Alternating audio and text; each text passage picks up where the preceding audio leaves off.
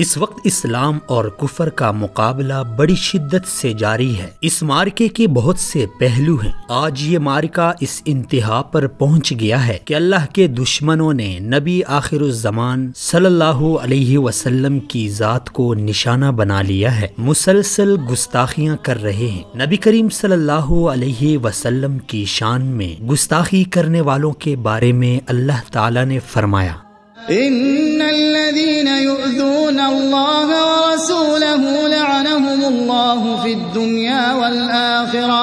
وأعد لهم عذابا مهينا۔ جو لوگ اللہ اور اس کے رسول کو رنج پہنچاتے ہیں ان پر اللہ دنیا اور آخرت میں لعنت کرتا ہے اور ان کے لیے اس نے ذلیل کرنے والا عذاب تیار کر رکھا ہے۔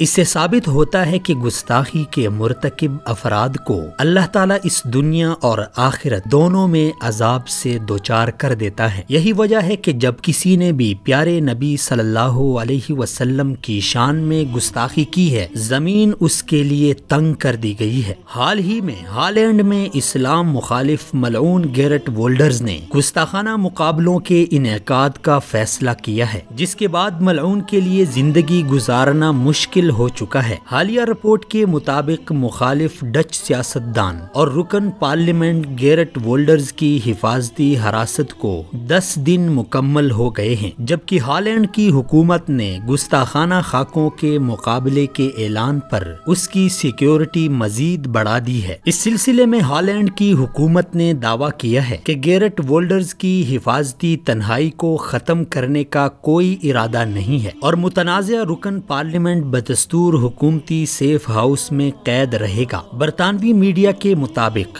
گیرٹ وولڈرز 12 جولائی کو انگلش ڈیفنس لیگ کے ایک نسل پرست اور مسلم دشمن رہنما ٹومی رانسن کی رہائی کے لیے منعقدہ مظاہرے میں شرکت کی غرض سے لندن پہنچنے والا تھا، لیکن برطانوی انٹیلیجنس MI6 نے گیرٹ وولڈرز کو سیکیورٹی رسک قرار دے کر اس کی حفاظت کی ذمہ داری لینے سے انکار کر دیا تھا۔ گیرٹ وولڈر کے قتل ہو جانے کے پیش نظر دی ہیگ میں برطانوی سفیر نے گیرٹ وولڈر کو ویزا دینے سے انکار کر دیا تھا۔ اس کے بعد گیرٹ وولڈرز کی ہالینڈ میں بھی سیکیورٹی مزید سخت کر دی گئی ہے۔ ڈچ میڈیا نے اپنی رپورٹ میں انکشاف کیا ہے کہ ہالینڈ حکومت نے انٹیلیجنس سفارشات پر گستاخ رکن پارلیمنٹ کی حفاظت مزید سخت کر دی ہے اور اسے دی ہیگ کے ایک سرکاری سیف ہاؤس میں رکھنے کا حکم دیا گیا ہے۔ جرمن جریدے کے مطابق ڈچ حکومت نے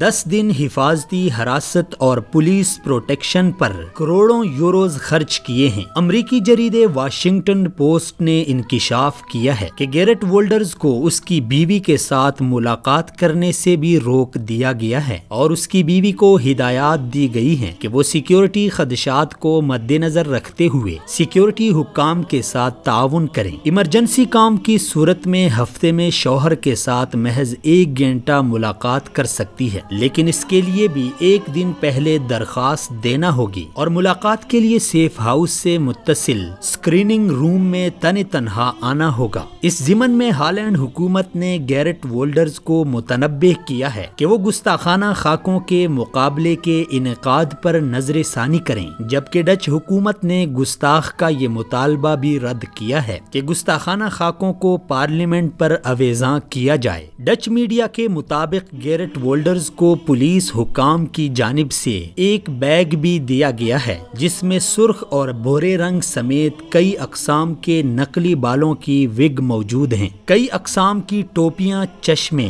نقلی مونچھیں بھی فراہم کی گئی ہے تاکہ وہ کسی بھی سفر میں بیس بدل سکے، جبکہ ہالینڈ میں گیرٹ وولڈرز کے لیے کم از کم 2 سیف ہاؤسز موجود ہیں جن میں ایک کمرہ بم پروف ہے جس کو پنک روم کا نام دیا گیا ہے، جبکہ اس کی بیوی کو بھی 2 مسلح اہلکاروں کی سیکیورٹی فراہم کی گئی ہے۔ گیرٹ وولڈر کی بیوی پر بھی عوامی مقامات اور مارکیٹوں میں جانے کی پابندی لگائی گئی ہے، جبکہ اس کی بیوی کو بھی انتباہ کیا گیا ہے کہ وہ 2 سے زیادہ راتیں ایک مقام پر نہیں گزار سکتی۔ واشنگٹن پوسٹ کے ایک رپورٹ کے مطابق گیرٹ وولڈرز کی بیوی بیوی قتل ہو جانے کے خوف سے کئی راتیں اپنی مرضی سے جیل میں گزار چکی ہیں۔ یہ تمام حقائق اور انکشافات اس بات کی نشاندہی کرتے ہیں کہ گستاخی رسول چاہے کوئی بھی ہو، چاہے جہاں بھی ہو، اسے دنیا میں بھی اللہ تعالیٰ ایسے عذاب میں مبتلا کر دیتا ہے کہ اس کی زندگی اس پہ تنگ ہو جاتی ہے، اور کل قیامت والے دن بھی اس کو سخت سے سخت عذاب ملے گا۔